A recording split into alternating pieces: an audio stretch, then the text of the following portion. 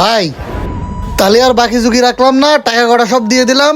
ওই গাড়ি আসলেই কলা কটা কাটিয়ে উঠাই দিয়ে নেন। ভাই টাকা যা দেছেন তা আমার লস হয়ে গেল, যদি আর কটা টাকা বাড়া দিতেন আমার খুব ভালো হতো। ভাই শুক্রিয়া আদায় করতে হয়, আপনার কি লস হয়েছে নাকি? আপনার লস হলে কি আপনি আমারে দিতেন?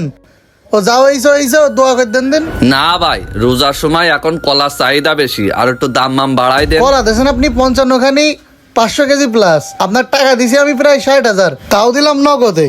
তারপরও আপনার এত হচ্ছে না, কি রাম কথা করছেন ভাই? আপনার তো লাভই হয়েছে সব। ভাই আমি এবার কলাম, এই কলা না 300 টাকা কেজি হবে, আপনি মিলই নিয়ে সে দেখা যাবে না। সে ভাই আপনার এত করে কলাম, আর করে টাকা পয়সা বাড়াই দেন, তা আপনি একটু টাকা পয়সা বাড়াই দিলেন ওরে না। ভাই এত হাউতাস করতেছেন কেন? কোনদিন নেই নেন। যা আর কি করব, এই লসে বেশি দিলাম আপনার কাছে। কি ব্যাপার বক্কার ভাই, কলা কি এই বাইনেছে? কি রে, তুই এই জায়গায় কি করতে আসছিস? না ভাই, দেখতে আসলাম যে কলা বই কতখানি খালি হইলো, আমার তো আবার বোক কাটা লাগবে, বোঝেন না?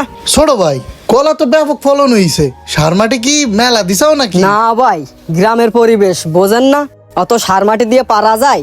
জৈব সার মারা হতি, গোবর সার মারা হতি। তাহলে তো ফেরার জিনিস। ও তাহলে সমস্যা নেই, আমি ওই গাড়ির কথা বলে রাখেছি, নিয়ে যাবে না। নিয়ে গেলি তো কার্বাইড দেওয়া লাগবে না, রেখে দিলি তো পাকি যাবেন। ও ভাই পাইকিয়ে যাবে নে। তা বক্কার ভাই বই ধরে বেচলেন কত? কয় টাকার ব্যস্ত? মাত্র 4000 টাকা বেচেছি। হ্যাঁ ছোট ভাই, কলা তো সুন্দর দেখতেও ফেরে, এই জন্য 4000 টাকা করে মন দিয়ে দিছি। যা হয় সব আমি নিছি। কি 4000 টাকা করে? আমার কাছ থেকে কত দিয়ে কিনেছে শুনবেন? কি রে সান মিয়া, তোর কলা তো সব গাছে পাকার লাইন হয়ে গেল, বেশিস না কেন? পেঁয়াজ পোতা ভাই পাটি পাচ্ছি না তো। তোর ওইনে চিন্তা করা লাগবে না, আমাদের বক্কার ভাই আছে না, বিকেলে ফাটা দিবা না আমি। ও বক্কার ভাই, আপনার 2 দিন ধরে খবর দিচ্ছি, আপনি আজকে আসলেন?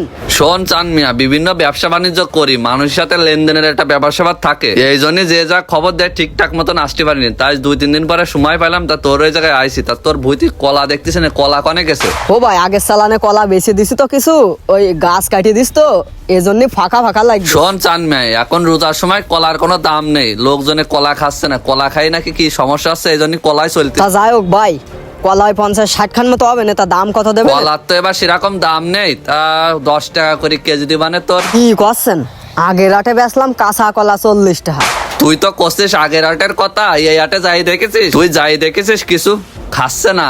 রমজান মাসে সব কলা খাই গ্যাস হচ্ছে, হসপিটালে জায়গা দিয়ে পারতেন না, সব ডায়রিয়ার রোগী। ও ভাই ওসব বাদ দেন দিন, আপনি ওই খেসাখেসি না করে 30 টাকা করে কেজি দেবেন। তুই আমার এলাকার ভাই বেকার, তুই যখন 30 টাকা করে করছিস, শোন ভাই গো কথা একটাই, 12 টাকা করে কেজি দিবানে তোরে। ভাই সব বাদ দেন, আপনি টাকা দেবেন 15 টাকা করে। শোন আমি 12 টাকার বেশি দিতে পারবো না, হলে দিবি, না হলে আমি অন্য জায়গায় গেলাম লেবু কিনতে। ভাই যাইেন না, ওই 12 টাকা করেই দেন দিন, নেন। শোন ভাই গো, ক্যাট কলার কিন্তু আলাদা দাম, ওই ক্যাট কলার দাম কিন্তু এই কলার সাথে ধরবো না।